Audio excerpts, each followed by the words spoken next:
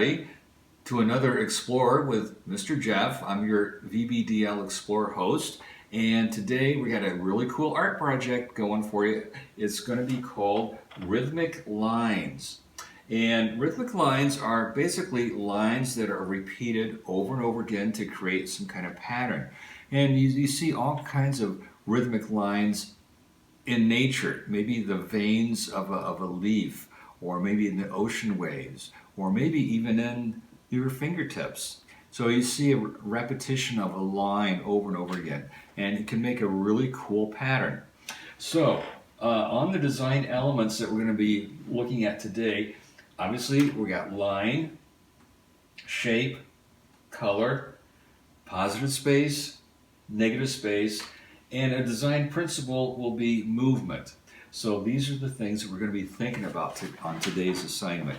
So to begin, when you get your take and make bag from your local branch, what's going to be inside will be the directions right here, plus you get a 9x12 piece of white paper, and you're going to get some markers, maybe just an assortment of different colored markers there.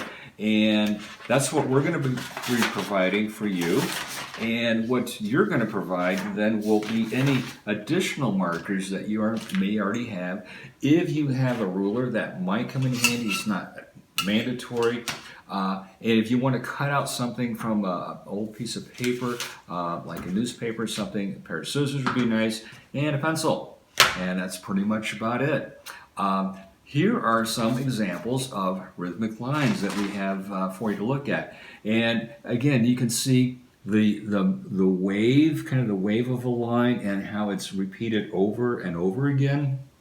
For example, this one, I just put my hand down and traced around it. And so you can trace around an object like this. This one, I traced around a plate. So if you got a dish or something you want to trace around, you can get a shape from that. This one, I traced around a square, but you can use a ruler on this one.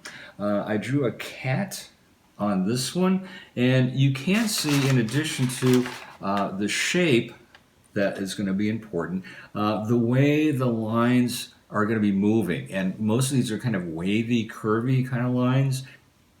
And you can change the color. This one has 3 colors in it. Here's another one that I simply cut out a tree shape out of a piece of paper and traced around it 3 times. One thing you might want to consider is the colors placement that you're going to have. So I selected blues for the trees, which are cool colors, and warmer colors like the orange, the pink, and the red for the background colors. And that makes a nice contrast.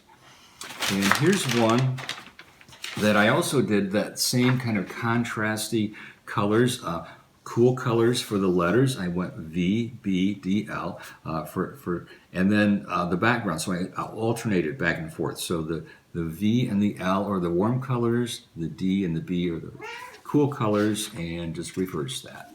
So that's going to be how we're going to be doing this. So to begin, I'm going to take just our simple shape that we have on the plate here, and I'm going to just trace around here just in the center, and do this kind of lightly with a pencil. You don't have to press down real hard, just a real light shape. And then select your colors, and let's see, I'm going to select this blue. I think I'll take the blue here. So to start with, I like to do the line that's kind of coming down towards me. So if I'm going to make a curved line like this, I'm going to bring it down towards me, which is it's a little more comfortable.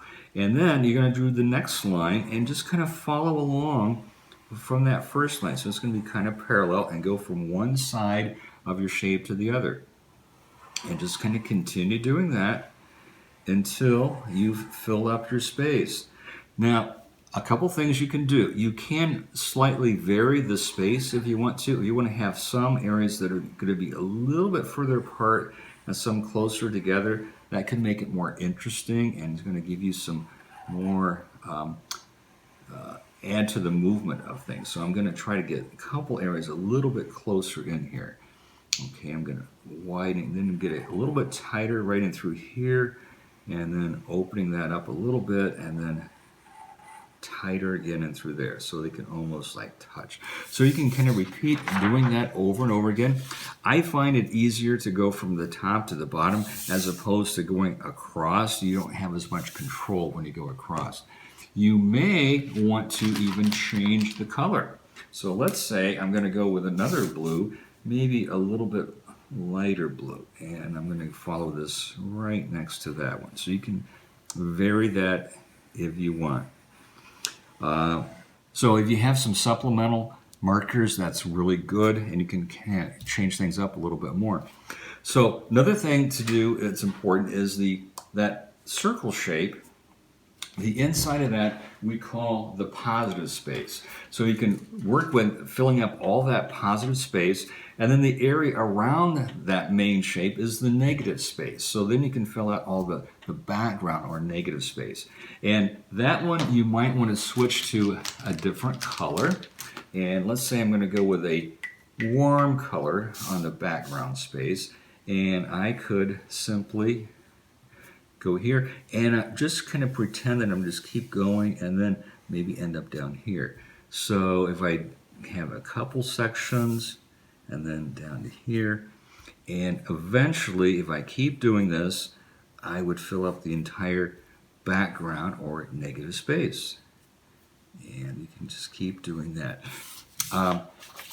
So that is a very, very simple way to start this project, and it is just a matter of continuing and having a nice control over your marker as you're doing this. And it's interesting how your colors and pattern will show up. So, explorers, have a great time with this project. It's real simple. All you need is a piece of paper and a marker, and have fun. And we'll see you next time. Bye-bye.